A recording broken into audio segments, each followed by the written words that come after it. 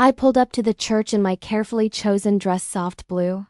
Elegant. Nothing that would steal attention from the bride. My hands were shaking as I checked my makeup one last time in the rearview mirror. Not from nerves about the wedding itself, from hope. Stupid, desperate hope that today might be different. That today might be the day my family remembered I existed, that I mattered, that I was still one of them. I hadn't spoken to my father in 2 years. Not since I'd chosen to stay with my husband during his cancer treatment, instead of coming home for Dad's retirement party. He'd called me selfish that night on the phone.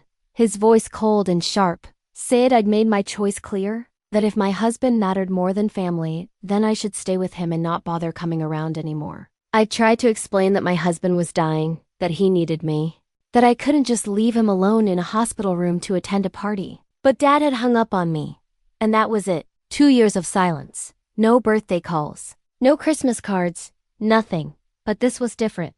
This was my sister's wedding. My little sister Sarah, who I'd practically raised after Mom went back to work full-time. I'd taught her how to braid her hair, how to talk to boys, how to do her makeup for prom. We'd been close our entire lives, and 3 months ago she texted me. Just the date, time, and venue of her wedding. No words, no explanation. But I'd taken it as an invitation, as forgiveness. As a sign that maybe, just maybe, I could come home again. The parking lot was full of familiar cars. I recognized my aunt's silver sedan, my cousin's truck, even old Mrs. Patterson's van from next door. These were people who'd known me since I was in diapers, who'd celebrated every birthday, every graduation, every milestone with our family. Seeing all of them here made my heart ache with a longing I'd been trying to suppress for 2 years. I grabbed the gift from my passenger seat, an expensive set of crystal wine glasses I'd saved up for.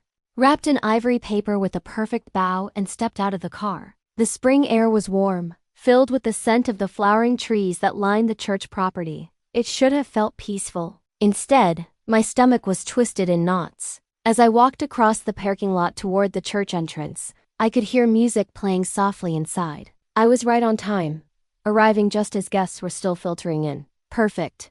I could slip in quietly, take a seat in the back, and just be there for my sister. I didn't need recognition. I didn't need acknowledgement. I just needed to witness this moment in her life. That's when I saw him. My father stood at the church doors in his pressed charcoal suit, greeting guests with that politician's smile he'd perfected over his 30 years as a city councilman. He was shaking hands, laughing at jokes, playing the role of the proud father of the bride. Our eyes met across the walkway, and I watched his smile die like someone had flipped a switch. His face went cold, hard, his jaw clenched. I kept walking anyway. What else could I do? Turn around and run? I was his daughter. This was my sister's wedding.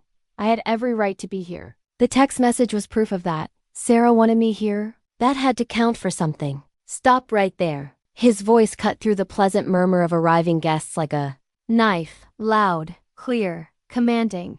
Several people turned to look, conversations dying mid-sentence. I froze on the walkway, still about 10 feet from the entrance. My heart was pounding so hard I could hear it in my ears. Dad, you weren't invited. He said it loud enough for everyone nearby to hear. Loud enough that the small crowd of guests near the door, maybe 15 or 20 people, all turned to stare. Loud enough that my cousin Maria, who'd been adjusting her shawl, stopped mid-motion with her mouth falling open in shock. Sarah texted me the details, I said, trying to keep my voice steady, trying to sound calm and reasonable. 3 months ago. I have the message.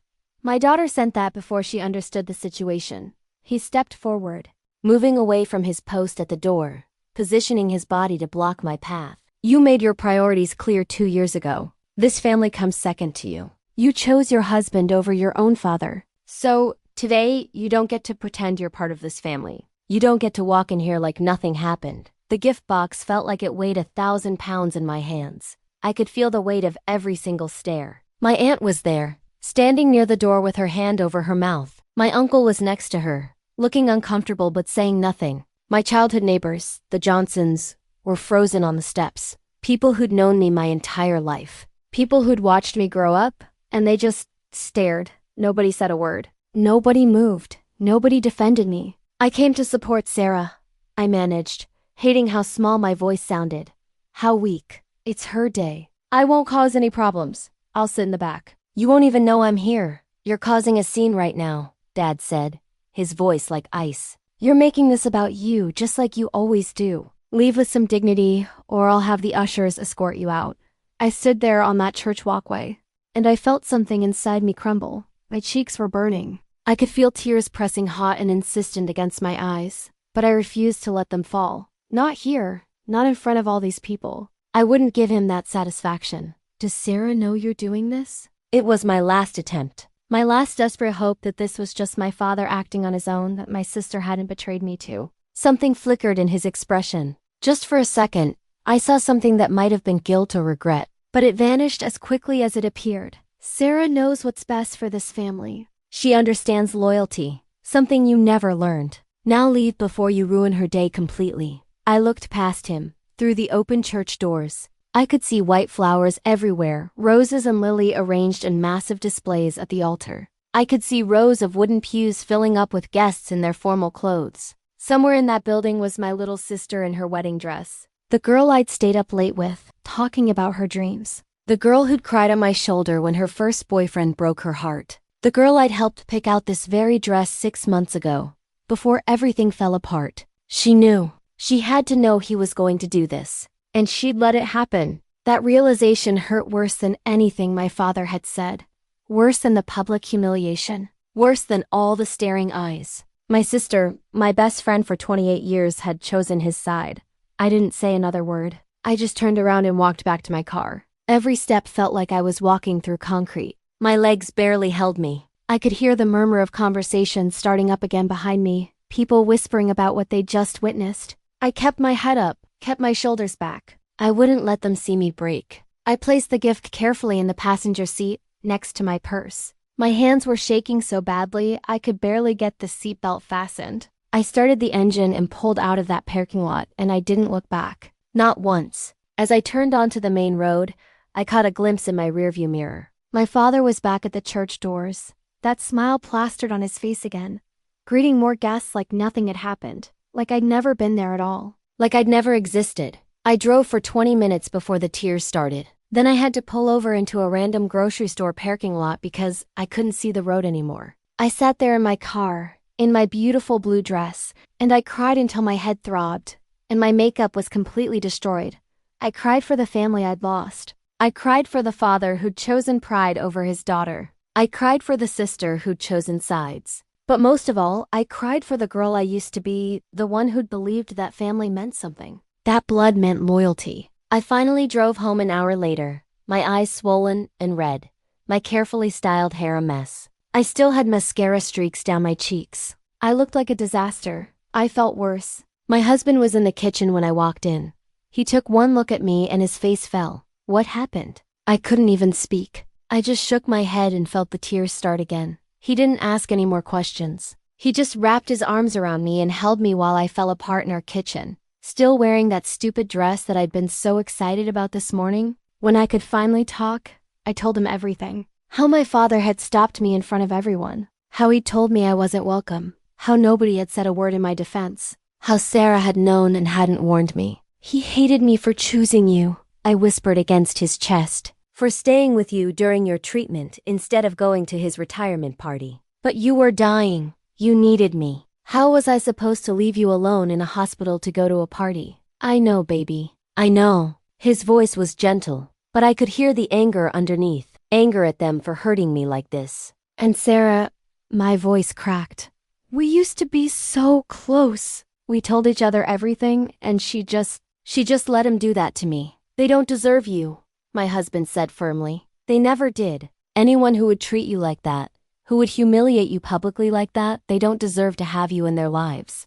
I wanted to believe him. I really did. But rejection from the people who were supposed to love you unconditionally, who were supposed to be there no matter what, that cuts deeper than anything else in the world. Those are supposed to be your people, your safe place. And when they turn their backs on you, it feels like the ground has disappeared beneath your feet. I finally changed out of the dress around 3 in the afternoon. I threw it in the very back of my closet where I'd never have to look at it again. I washed my face, put on comfortable clothes, and tried to pretend this was just a normal Saturday. My husband ordered Chinese food for dinner, but neither of us ate much. I kept picking at my lo mein, pushing the noodles around my plate without actually taking bites. My stomach was in knots. Every time I closed my eyes, I saw my father's face. That cold expression. That public rejection. All those people watching. We tried to watch a movie on the couch, but I couldn't focus. My mind kept replaying the scene over and over. What could I have said differently? Should I have fought harder? Should I have pushed past him and walked into that church anyway?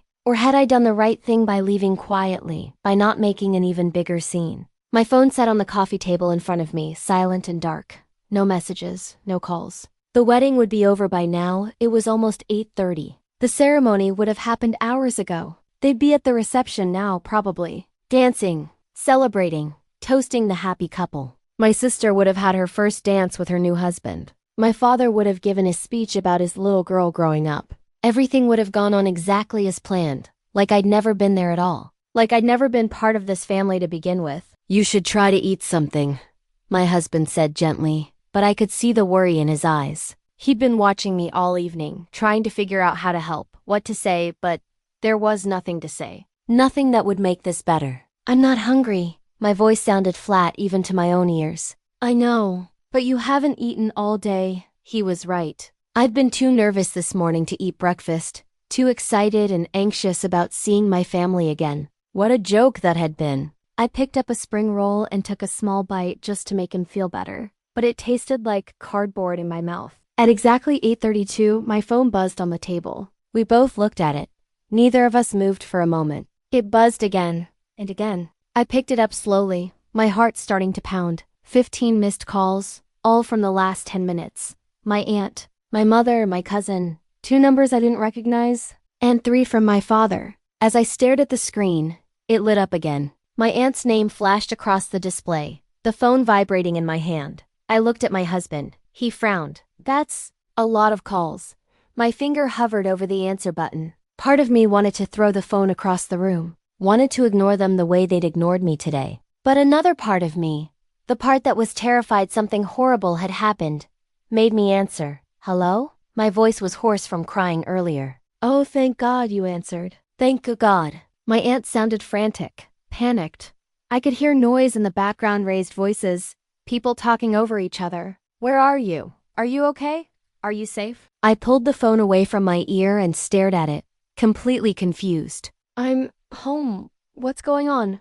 What happened?" "You need to call your father, right now, or come back to the church." Or, she broke off, and I heard someone shouting in the background. It sounded like my mother. Everything fell apart. The whole wedding fell apart. "We need you to..." My stomach dropped. What are you talking about? What fell apart? Is someone hurt? "No, nobody's hurt but your sister." My aunt took a shaky breath, and I could hear the tears in her voice. Right before the ceremony started, right before she was supposed to walk down the aisle, Sarah asked where you were. She wanted to see you before the ceremony. And your father, he told her what he'd done. That he turned you away at the door. That he told you that you weren't welcome. I couldn't breathe. And Sarah lost it. She completely lost it. She started screaming at him in front of everyone. All the guests were already seated in the church. The groom was waiting at the altar. The music was about to start. And Sarah she started yelling at your father, saying she'd sent you that invite specifically because she wanted you there. That she'd begged him for weeks to let this grudge go, to let you come to her wedding. That this was supposed to be the thing that brought you back to the family. My hand tightened on the phone. "What are you saying?" She said if you weren't there, she wasn't getting married. She took off her veil right there in the church entrance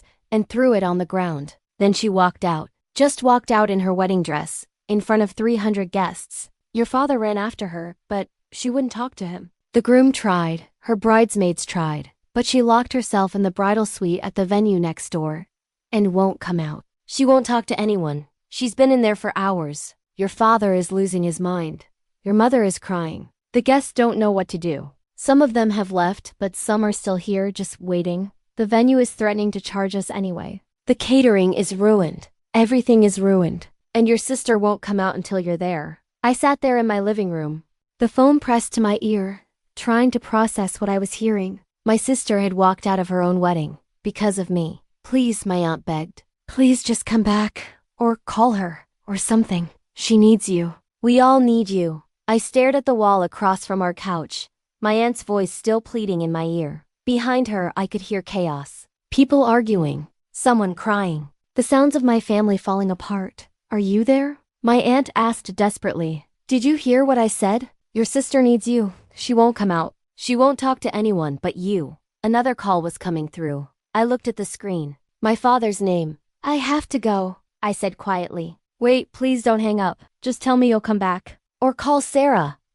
I ended the call and stared at my father's name flashing on my screen. The man who'd humiliated me in public just 6 hours ago. Who'd told me I wasn't welcome. Who'd said I wasn't part of this family anymore. Now he was calling me. I let it go to voicemail. Immediately, a text came through. We need to talk. Call me. This is important. Then another call. I declined it. My mother's name popped up. I declined that too. The messages started flooding in. One after another, my phone buzzing constantly in my hand. Dad, your sister won't come out of the room. She's refusing to get married unless you're here. You need to fix this. Mom, please don't punish Sarah for your father's mistake. She didn't know he was going to turn you away. She wants you at her wedding. Please come back. Aunt Maria, the guests are still at the church.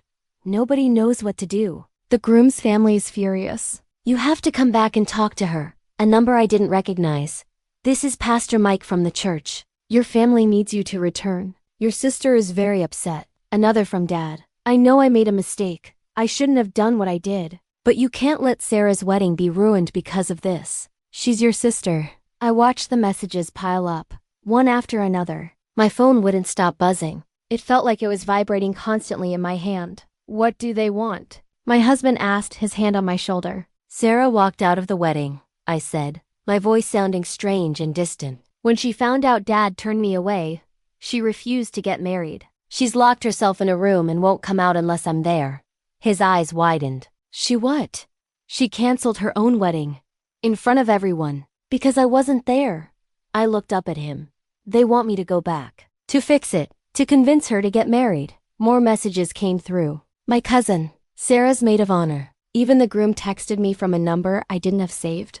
Please come back. I don't understand what's happening, but Sarah is asking for you. She won't talk to me. Please. Over the next 20 minutes, I received 30 more calls and messages. Everyone in my family had apparently decided that right now, right this second, I was the most important person in their lives. The sister they'd watched get humiliated this morning. The daughter they'd ignored for 2 years. Suddenly, I mattered. Suddenly, I was essential. My husband sat next to me on the couch, reading the messages as they came in. His jaw was tight. I could tell he was angry, but he was holding it back for my sake. What do you want to do? He asked carefully. What did I want to do? 6 hours ago, I would have been in the car already. I would have raced back to that church, desperate to fix everything, to smooth things over, to make everyone comfortable again. That's what I'd always done my entire life. Made myself smaller so everyone else could be bigger. Apologized when I wasn't wrong. Sacrificed what I needed so everyone else could have what they wanted.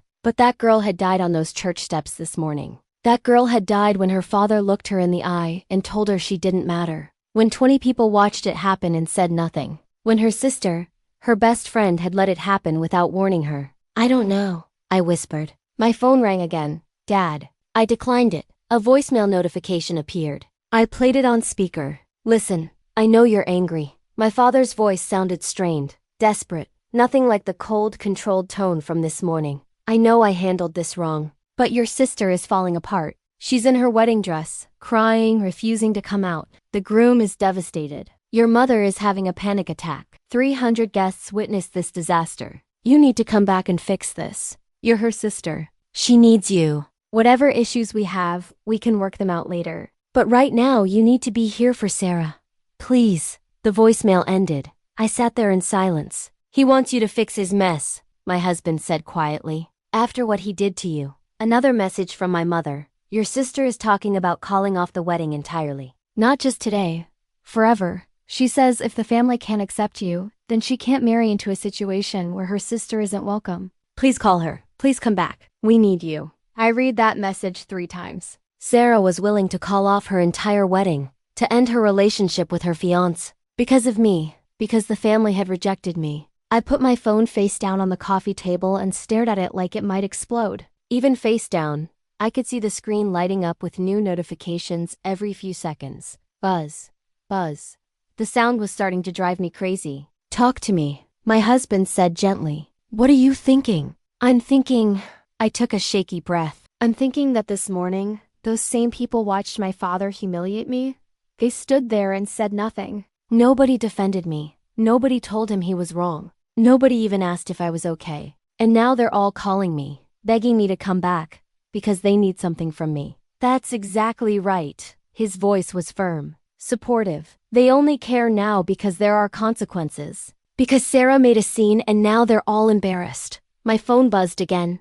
I ignored it. She's my sister, I said quietly. She's locked in a room on what's supposed to be the happiest day of her life. And she's asking for me. She's asking for you now. Where was she this morning when you needed her? Why didn't she warn you what Dad was planning? I didn't have an answer for that.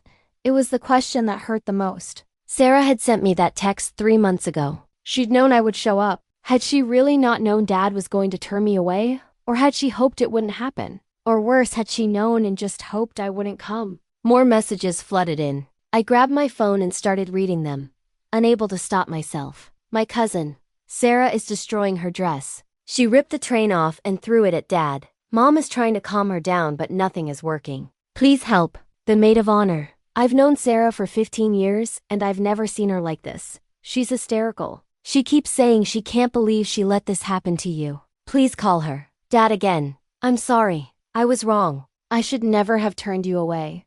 I let my pride get in the way. But please, you have to come back. I'm begging you. Your sister needs you. I'll apologize in front of everyone if that's what it takes. I read that last message twice. My father apologizing. My father begging. I'd never heard him beg for anything in my entire life. He was always the one in control. Always the one making demands. And now he was desperate. They want me to save them, I said, looking at my husband. They want me to fix the mess Dad created. Do you want to? He asked, no judgment in his voice, just genuine curiosity about what I needed. Part of me does, I admitted. Part of me wants to rush over there and make everything okay. Because that's what I do. That's what I've always done. I'm the peacekeeper, the one who fixes things.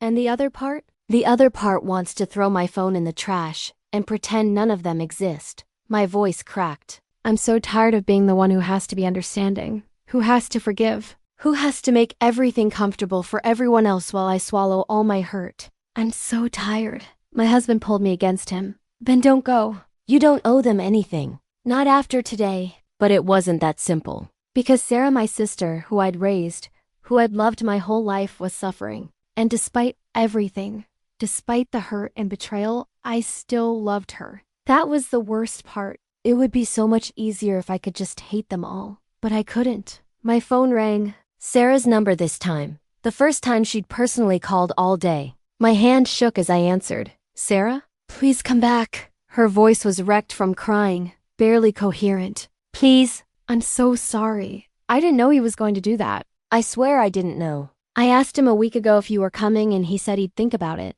I thought that meant yes. I thought he'd let this go for one day. Just one day. And then today, when I asked where you were, he told me what he did and I lost it. I can't believe I let him do that to you. I should have made sure. I should have called you and confirmed. I should have. Sarah, breathe, I said automatically, falling into my old role of big sister. I can't get married without you here, she sobbed. I can't. Everyone keeps telling me to just do it, to go through with it anyway, but I can't. You're my sister. You're supposed to be here. And Dad, he had no right. No right at all. You chose to take care of your husband when he was sick. That's what you're supposed to do. That's what love is. And Dad punished you for it. And I let it happen, and I hate myself. I closed my eyes. Hearing her voice, hearing her break down like this, it was tearing me apart. Please, she whispered. Please just come back. I need you. I need my sister. I sat there with the phone pressed to my ear, listening to my sister cry. And I felt something crack open in my chest. All the hurt from today, all the anger, all the betrayal. It was all still there. But underneath it was something else. Something older and deeper. The bond between sisters that had existed since before we could talk. Since we were kids sharing a bedroom.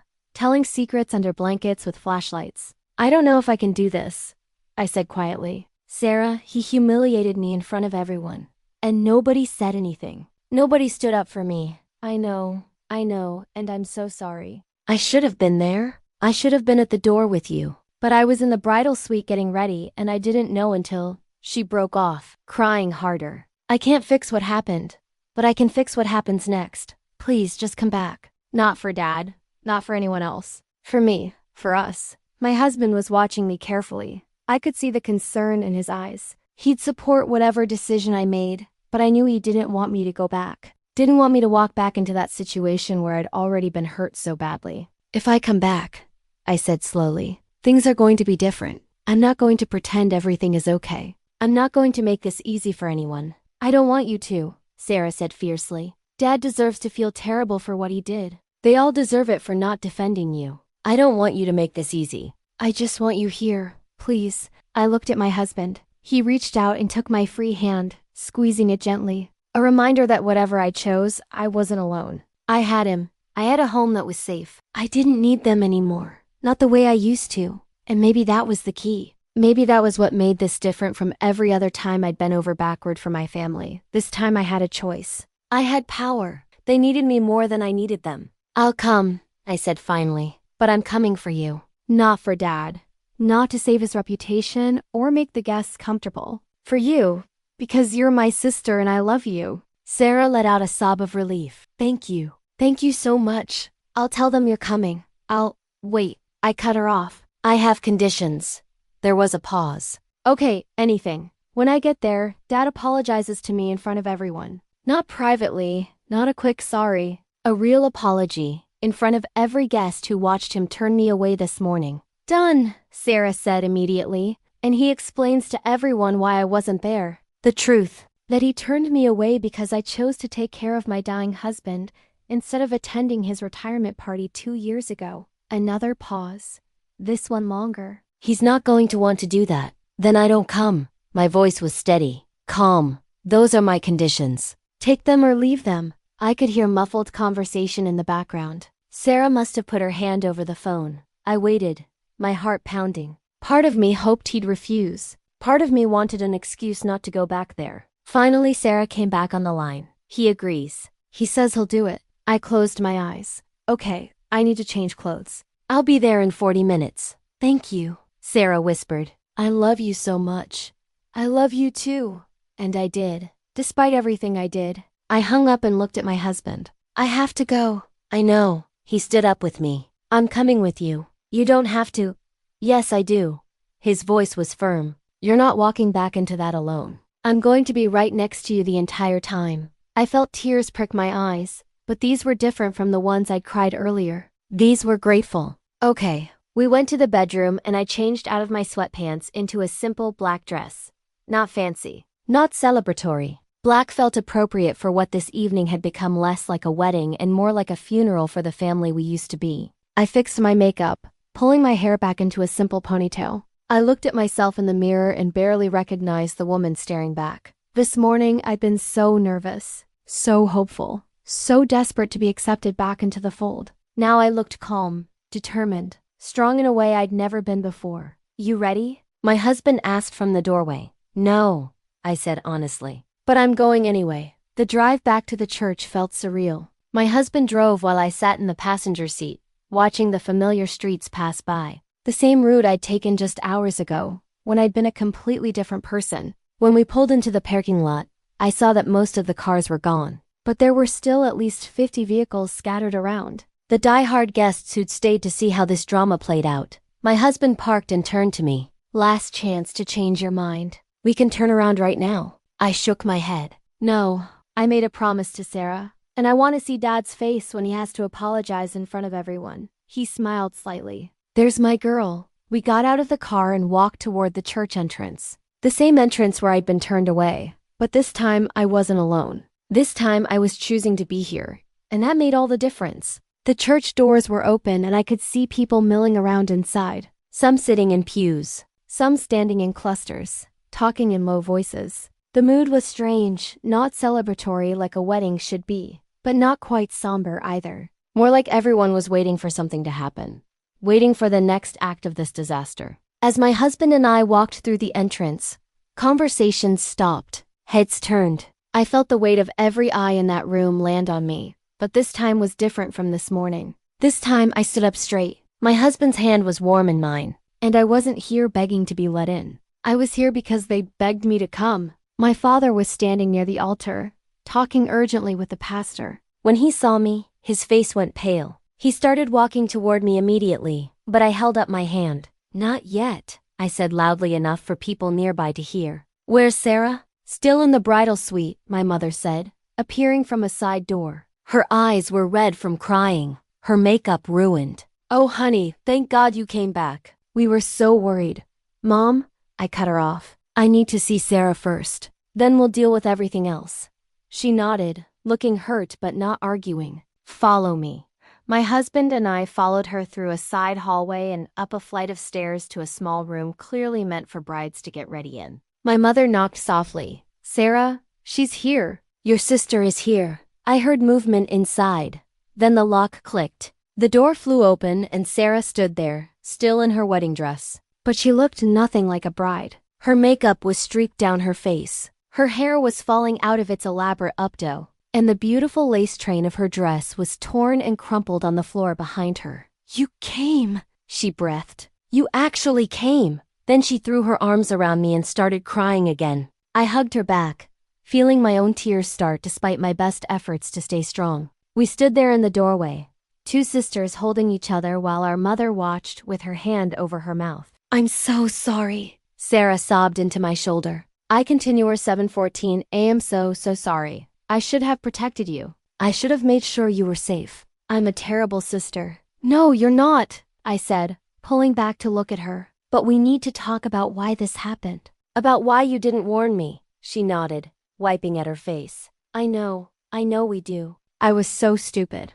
Dad kept saying he'd think about it, and I took that as a yes because I wanted it to be a yes. I wanted to believe that my wedding would be the thing that fixed our family, that he'd put aside his pride for one day. And I was so wrapped up in wedding planning and being a bride that I didn't push harder. I didn't make sure. "And you paid the price for my cowardice. He's the one who turned me away," I said. "Not you." "But I let him," she insisted. "By not making sure you were protected. By not standing up to him weeks ago and demanding that you be invited properly. I let him hurt you because I was too scared to cause conflict before my wedding. I was a coward." I looked at my sister, really looked at her. She meant every word. The guilt and grief on her face were real. She hadn't betrayed me on purpose. She'd just been too afraid of our father to stand up to him. And wasn't that the story of our whole family? Everyone too afraid of Dad's anger to ever tell him no. "What happens now?" I asked. "Are you really going to call off the wedding?" She looked me right in the eyes. "If Dad doesn't apologize to you in front of everyone, yes. If this family can't accept you and treat you with respect, then I don't want to start my marriage with that toxicity. Michael and I can go to a courthouse tomorrow. We don't need this circus."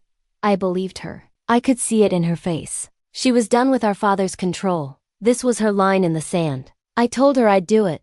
My father's voice came from behind us. We all turned to see him standing in the hallway, looking smaller somehow than he had this morning. Older, tired. "I'll apologize. In front of everyone, like you asked." I stepped away from Sarah and faced him. My husband moved closer to my side. "And you'll explain why you turned me away? The real reason?" His jaw clenched. This was killing his pride. His carefully maintained image as the perfect family man. But he nodded. "Yes, I'll explain." "Then let's get this over with," I said. We walked back down to the main church. Our strange little procession. Sarah and I in front, still holding hands. My husband right behind me. My mother and father following. When we entered the sanctuary, everyone went silent again. The remaining guests, maybe 70 or 80 people, now all turned to watch. Sarah walked straight to the front of the church, where her fiancé was sitting in the front pew. Looking exhausted and confused, she sat down next to him and took his hand. He looked at her with such concern, such love that I felt a pang in my chest. She'd almost given that up, for me. My father walked to the center of the altar and stood there for a moment, looking out at the assembled guests. Some of these people were his friends, his colleagues. People he'd known for decades, and he was about to humble himself in front of all of them. "Can I have everyone's attention?" he said, his voice carrying through the sanctuary. My father stood at the altar, his hands gripping the podium like it was the only thing keeping him upright. The church was completely silent. Every person in those pews was watching him, waiting. I stood off to the side with my husband's arm around my waist. Watching the man who'd raised me prepare to do something he'd never done before admit he was wrong in public. "This morning," he began, his voice rough, "many of you witnessed me turn my daughter away at the door of this church. You saw me tell her she wasn't welcome at her own sister's wedding." He paused, his jaw working. "I want to explain why I did that, and then I want to apologize for it." I could see people shifting uncomfortably in their seats. This wasn't what anyone expected at a wedding. 2 years ago, I had a retirement party after 30 years of public service. I expected my family to be there, to celebrate with me. But my daughter chose not to come. He looked directly at me, and I saw something complicated in his eyes. What I didn't tell anyone, what I was too proud to admit, was why she didn't come. Her husband had been diagnosed with stage 4 cancer. He was in the hospital, undergoing treatment, facing the possibility of dying, and she chose to stay with him instead of coming to my party. I heard a few gasps from the audience. My aunt's hand went to her mouth. "I was angry," Dad continued, his voice getting stronger. "I was hurt that she chose him over me, over our family, so I cut her out of my life. I stopped calling, stopped visiting. When she reached out, I ignored her. I let my pride destroy my relationship with my daughter. And this morning when she showed up at this church, I saw an opportunity to hurt her the way she'd hurt me. So I humiliated her, in public, in front of all of you. I told her she wasn't welcome. I made her feel like she wasn't part of this family." He stopped, taking a shaky breath. I could see tears in his eyes now. My father, who never cried, who never showed weakness. "But my daughter did nothing wrong," he said, his voice breaking. "She stayed with her husband when he needed her most. She chose love and loyalty and devotion. She chose to be there for someone in their darkest hour. And I punished her for it because my ego was more important to me than my daughter's well-being. Because I cared more about my hurt feelings than about her pain." He turned to face me fully. "I'm sorry. I'm so sorry. You deserved better from me. You've always deserved better. You were being a good wife, and I was too selfish to see that. I was wrong to cut you out. I was wrong to turn you away today. And I was wrong to let 2 years pass without trying to fix this. I'm sorry." The church was so quiet I could hear people breathing. My father had tears running down his face now, not bothering to hide them. This proud, controlled man was falling apart in front of everyone. I stood there for a long moment, looking at him, feeling the weight of 2 years of silence, 2 years of grief. This morning's humiliation, all of it sitting heavy in my chest. Then I walked forward, slowly. Every eye in the church followed me as I approached my father at the altar. "I forgive you," I said quietly. Not for him, not for the audience. For me, because I was tired of carrying this hurt around. But things are going to be different from now on. You don't get to control my life anymore. You don't get to punish me for making choices you don't agree with. And you don't get to decide whether I'm part of this family. I'm your daughter. That's not conditional on me doing what you want." He nodded, unable to speak. Then to my surprise, he pulled me into a hug. A real one, not the stiff, formal embraces we'd exchanged at holidays growing up. He held me like he was afraid I'd disappear, like he'd finally realized what he'd almost lost. "I missed you," he whispered against my hair. "I missed my daughter so much." "I missed you too," I admitted. "But I'm not coming back as the person I used to be. That girl who made herself small for everyone else. She's gone." "Good," he said, pulling back to look at me. She deserved better than how we treated her. I turned to look at Sarah, still sitting in the front pew with her fiancé. "You have a wedding to finish," I told her. Her face broke into the first genuine smile I'd seen all day. "Does that mean you're staying?" "I'm staying," I confirmed. "But I'm not changing out of this black dress. I think it's appropriate for the occasion." That got a few surprised laughs from the guests. The tension in the room broke slightly. Sarah stood up, looking at her torn dress. "I guess I need to do something about this train. I'll help you," I said, because that's what sisters do. 30 minutes later, we'd pinned up the torn train and fixed Sarah's makeup. The wedding coordinator had scrambled to get everything back in order. And finally, my sister walked down that aisle to marry the man she loved. I sat in the front row this time, right where I belonged. My husband next to me, holding my hand. My father on my other side, who kept looking at me like he couldn't quite believe I was really there.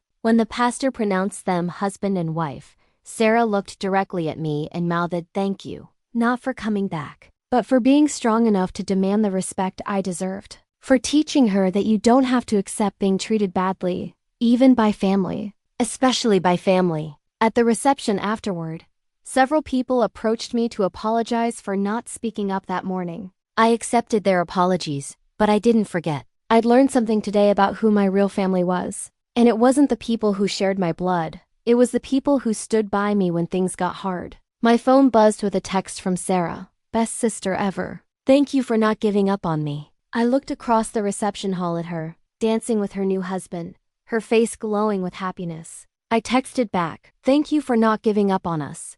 Because that's what this day had really been about.